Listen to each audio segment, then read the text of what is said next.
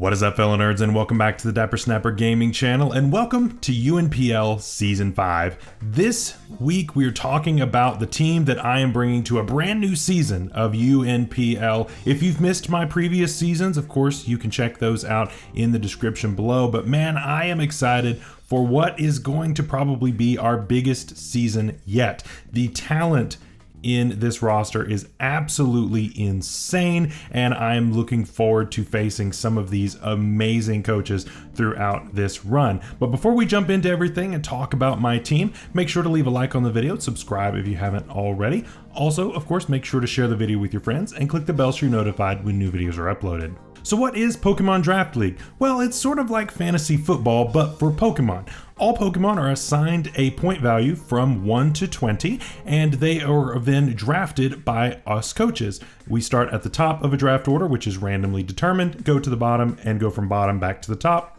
until everyone has the correct number of Pokemon. This season, we decided to go with going between 9 and 11 Pokemon and a total of 115 points. So coaches could freely pick from any of the tiers as long as you end up with the right number of Mons and the right number of points.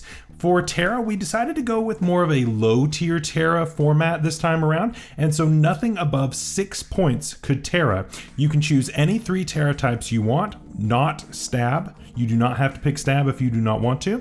And so this is going to mix up the building options quite a bit. I think that we're in for some really creative building, and we're going to have a lot of fun with this season. If you missed my previous runs, of course, I am the runner-up in this league, and so you can also check out my run. In that, we had some awesome times in Season 4, and that is down in the description below. For those of you who don't know, I'm also a commissioner of this league, along with Danny Mac, Ruppy, Jakib, who is brand new to this, as well as Scrub. So I am really looking forward to a great season. So let's take a look at what I am bringing this time around.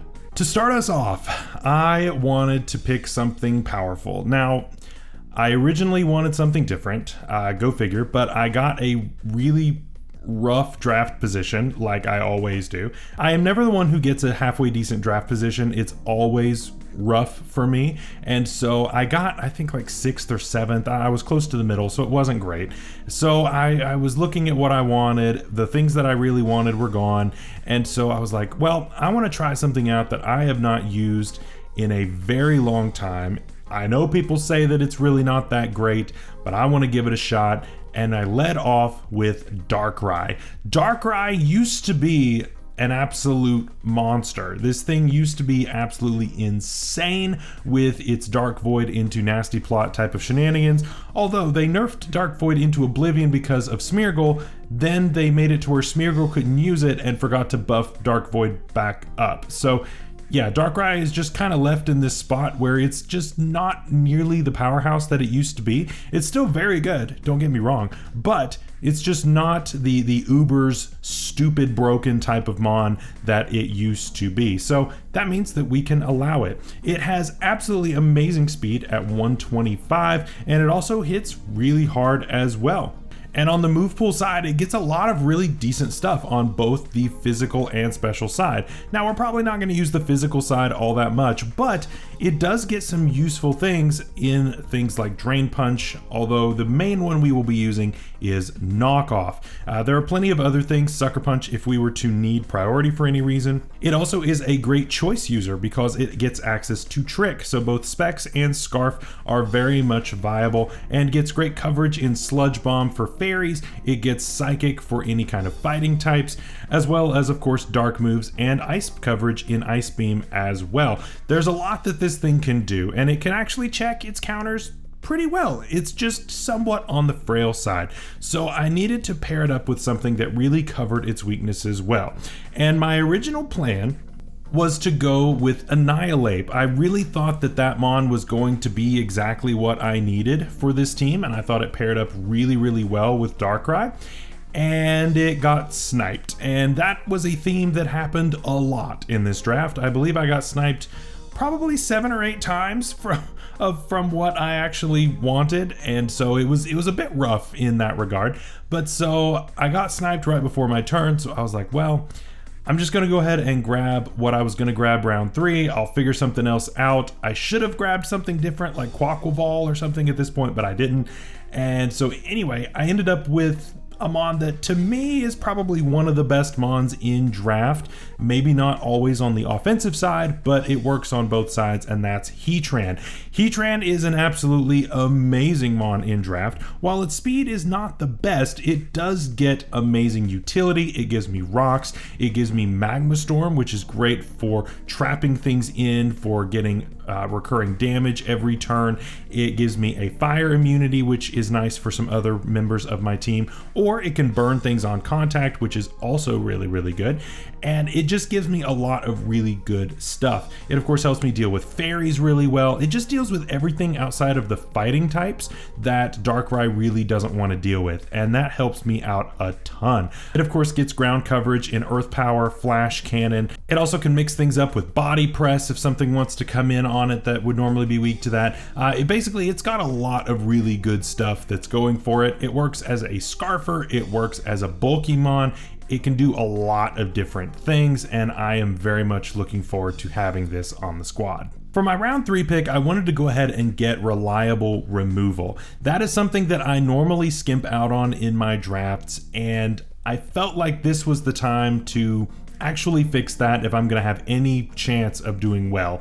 And so I ended up picking what I feel is the 3rd best spinner in the format, because the other 2 were taken already, and that is Donfan. Donfan is absolutely fantastic in the role of being a spinner. It gives me a secondary rocker as well, so that Heatran can be freed up to do other things, which is really, really nice. It gives me, of course, priority with Ice Shard. It gives me Ice Spinner as well if we're dealing with terrain. It gives me Earthquake. It gives me Stone Edge. There's a lot of really good things that it comes with, but the main thing, of course, is the Rapid Spin. I, of course, really like the potential to pick things off like the flying types that would normally be sitting in front of this with something like Ice Shard, be able to deal a little bit of damage, and even a Choice Band set could be nice to break out on this thing every now and then. Next up for round 4. Now originally I took something different in this slot, but I changed some things around in Grace Period, and I ended up with something that I feel like is a little bit better. I think that this is really nice. I meant to take this back in season 3, and I took something different instead, and it didn't work out as well as what I thought it would. But either way, enter Salamance. Salamance is an absolute beast, of course, from Gen 3, my favorite generation personally, and I think that this thing is going to do some amazing work. With Intimidate and Moxie, you can do a lot with this thing. It can be a nice mon to boost up your defensiveness because of getting rid of that attack stat on your physical opponents.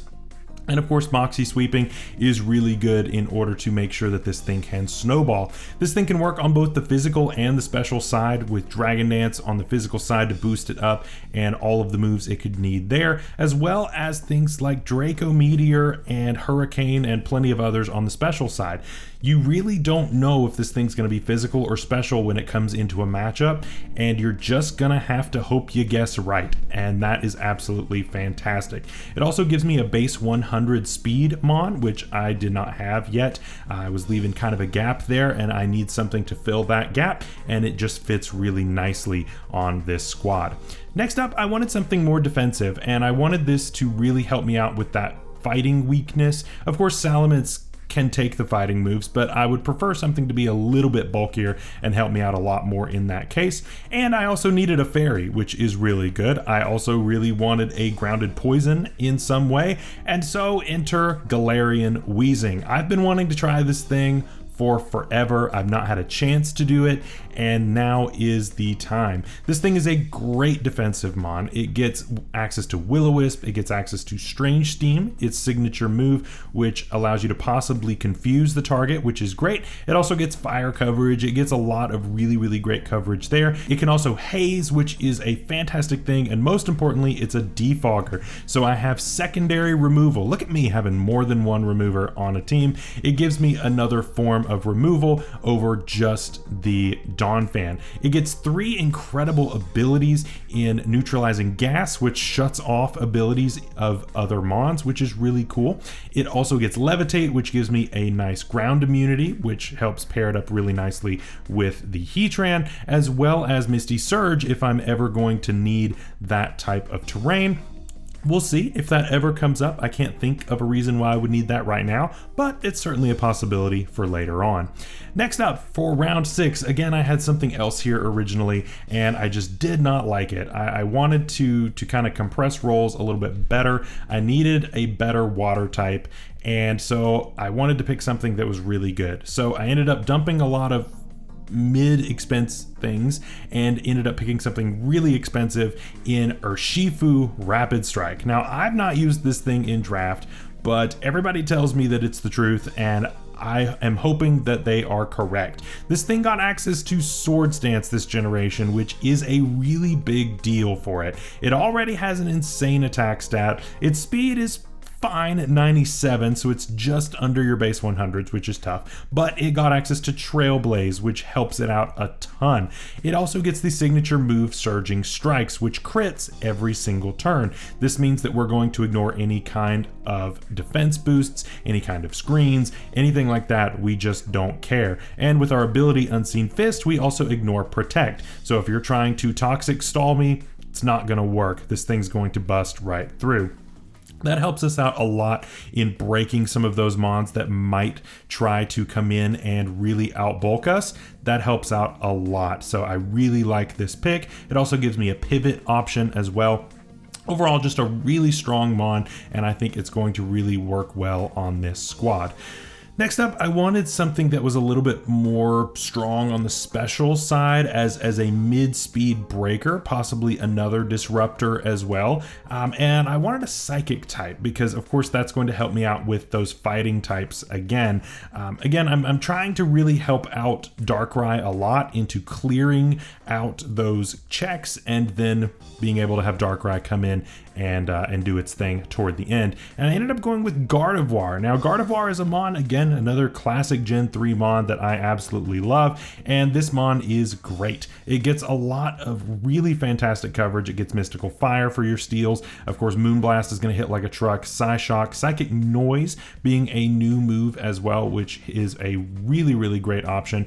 This thing, of course, can also trick items onto the opponent as well, and I love that. It also gives me a Trick Room option, possibly, if I were to ever want to do that. My team has some decently slow stuff, so who knows, maybe we could make that work at some point. But yeah, I really like this mon, and I'm glad to have it. That is yet another 4 times resist to fighting, and that helps us out a ton.